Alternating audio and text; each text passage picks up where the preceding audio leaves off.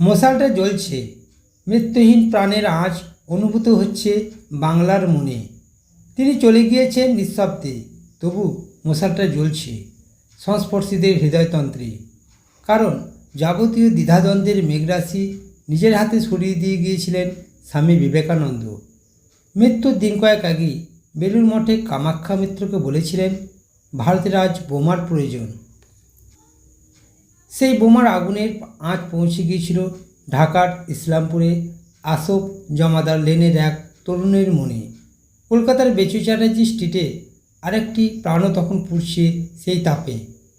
পরদিন একটি ইংরেজি সংবাদপত্রে ফলাও করে প্রকাশিত হলো, বেলুড় মঠে মাংসভোজী সন্ন্যাসীর মৃত্যু হয়েছে। এমন অপমান এদেশের মানুষের থেকে কম পাননি স্বামীজি। তবুও বিশ্বাস করেছেন মানুষ জাগবে। সখারাম গণেশ দেশকরকে সেই কবে বলে গিয়েছিলেন, আমি মরবার আগে দেখে যেতে চাই ভারত একটা বারুদের স্তূপ হয়ে আছে। স্বামীজি কোনো দেবতার কাছে সহজে মাথা নোয়াতেন না। সেই কারণে ঠাকুর একদিন সন্দেশের মধ্যে জগন্নাথের প্রসাদ ভরে খাইয়ে দেন। অন্য সময় স্বামীজি কিছু মন্তব্য করতেন, সেদিন আর করলেন না। নীরবে দুজনে মঠে ফিরলেন। একদিন অহরিটোলা থেকে নৌকায় মঠে ফিরছেন, সঙ্গে শিষ্য শরৎচন্দ্র চক্রবর্তী।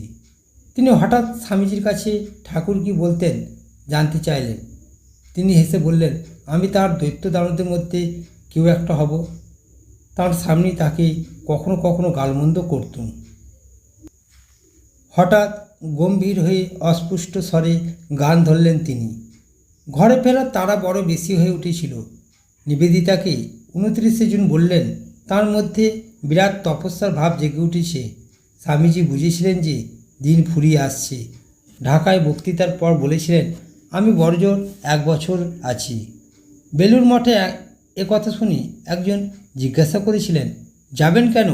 উত্তর দিয়েছেন, বড় গাছের ছায়া ছোট গাছগুলোকে বাড়তে দেয় না, তাদের জায়গা করে দেবার জন্য আমাকে যেতেই হবে।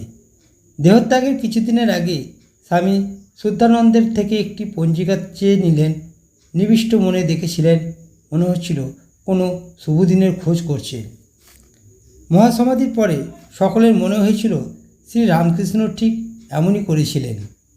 মহাসমাধির 3 দিন আগে মঠে ঘুরে বেড়ানোর সময় হঠাৎ বিল্ববৃক্ষের পাশের সবুজ তৃণে আচ্ছাদিত জায়গাটি দেখিয়ে বলেছিলেন, আমার দেহ গেলে ওখানে সৎকার করবি।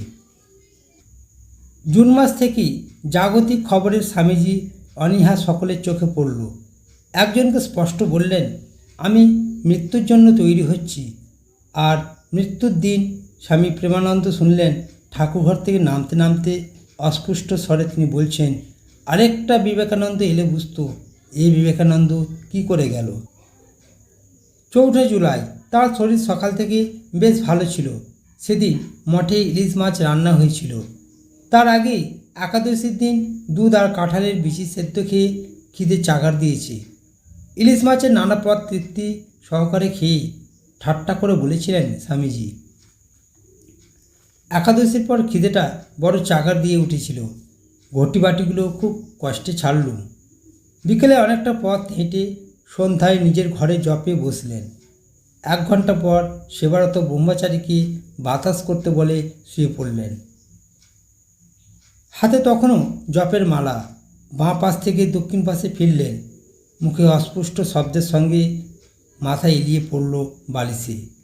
মহাযোগী মহাধ্যানে প্রবেশ করলেন। চোখ দুটি অর্ধমুদ্রিত, অর্ধ খোলা সাদা অংশ থেকে যেন জ্যোতি বের হচ্ছে। সেই রাতে ভগিনী নিবেদিতা স্বপ্ন দেখলেন শ্রী রামকৃষ্ণ আবার দেহত্যাগ করছেন। ঘুম ভাঙল দরজায় প্রবল করাঘাতের শব্দে। দরজা খুলে দেখলেন মঠ থেকে স্বামী সরদানন্দ চিঠি পাঠিয়েছেন। কাল রাতে স্বামীজি ঘুমিয়ে পড়েছেন। সেই ঘুম থেকে তিনি আর কোনোদিনই উঠবেন না। আমেরিকার স্বাধীনতা প্রাপ্তির দিনে জগৎ থেকে বিদায় নিলেন স্বামী বিবেকানন্দ। তবে তাঁর জাগ্রত বিবেক এখনও আমাদের প্রাণিত করে গভীর প্রাণের মর্মস্থলে। প্রিয় দর্শক, মহাধ্যানে মহাযোগী দ্বিতীয় অংশ আজ এখানেই শেষ হলো। প্রথম অংশ পূর্ববর্তী ভিডিওতে আপনাদের দিয়ে দিয়েছি। যদি আপনারা স্বামী বিবেকানন্দকে ভালোবাসেন তাহলে অবশ্যই একটা লাইক ও কমেন্ট করবেন এবং চ্যানেলটিকে সাবস্ক্রাইব করে পাশে থাকবেন। আপনারা ভালো থাকুন, সুস্থ থাকুন, আমার সঙ্গে থাকুন। ধন্যবাদ।